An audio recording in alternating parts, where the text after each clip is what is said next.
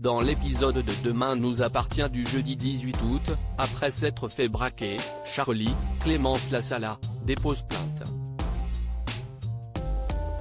Elle donne un maximum d'éléments à Aurore, Julie Desbazac, mais cela ne permet pas vraiment à l'enquête d'avancer.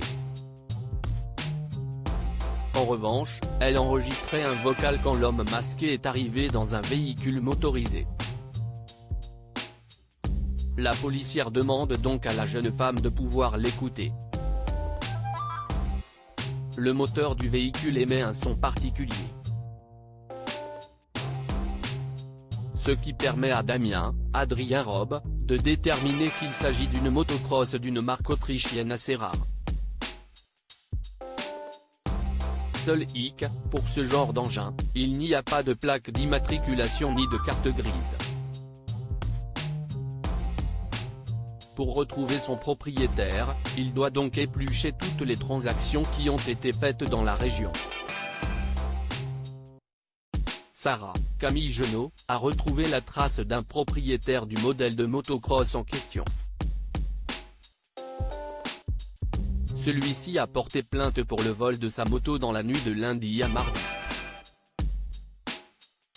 Plus tard, Manon, Louvia Bachelier, rend visite à Nordine, Youssef Agal, au commissariat. Il lui avoue être débordé par l'affaire du clown.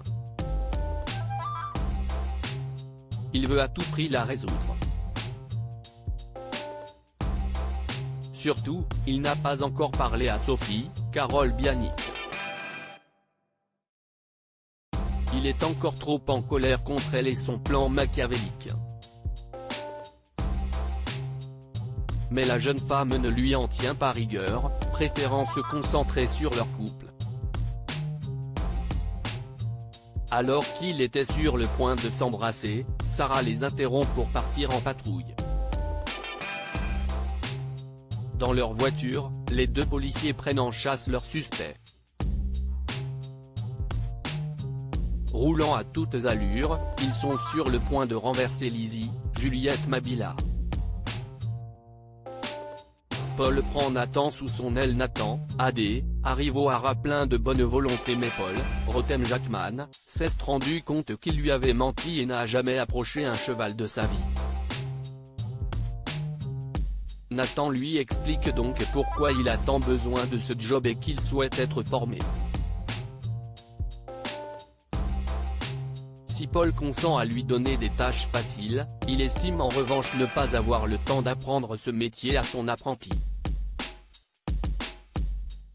Surtout, ce sera son dernier jour au haras. Paul n'a pas de temps à perdre.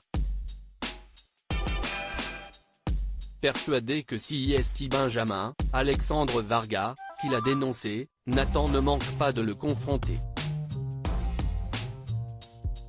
Pourtant, Benjamin lui assure qu'il a plaidé sa cause auprès de Paul. Peu après, l'adolescent demande au médecin de lui montrer comment sceller un cheval pour répondre aux besoins d'un client.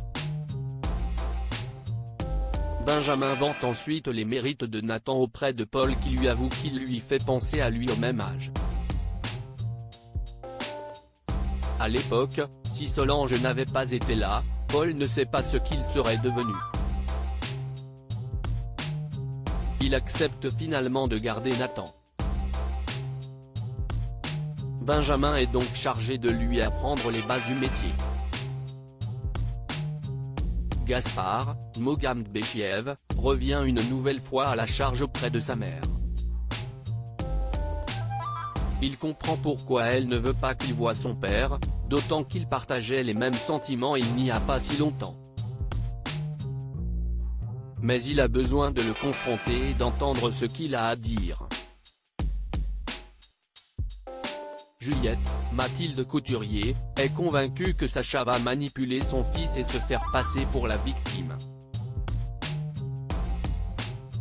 Pour autant, l'adolescent parvient à faire comprendre à sa mère que si est le seul moyen qu'il a pour mettre cette histoire derrière lui. Celle-ci accepte donc d'y réfléchir. une énorme avancée pour le jeune homme qui s'en réjouit auprès de Jack, Dimitri Foug. Au même moment, il reçoit un message de Maud, Sixtine Dutheil, pour son plus grand plaisir. Jack est heureux pour son ami, il avait remarqué que le courant était bien passé entre eux.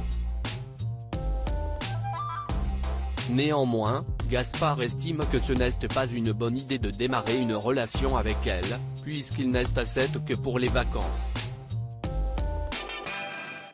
D'autant qu'il traverse une période délicate.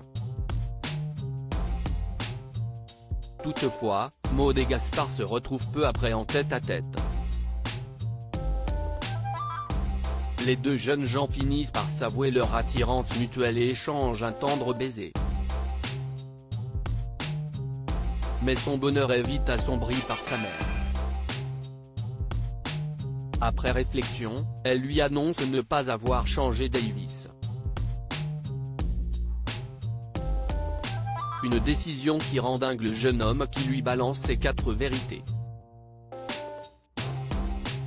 À tel point que Tristan, Mathieu Alexandre, a été obligé de s'interposer entre le fils et la mère qui était sur le point d'en venir aux mains avec sa progéniture. Juliette confie à son beau-frère que les accès de rage de son fils lui font penser à ceux de Sacha.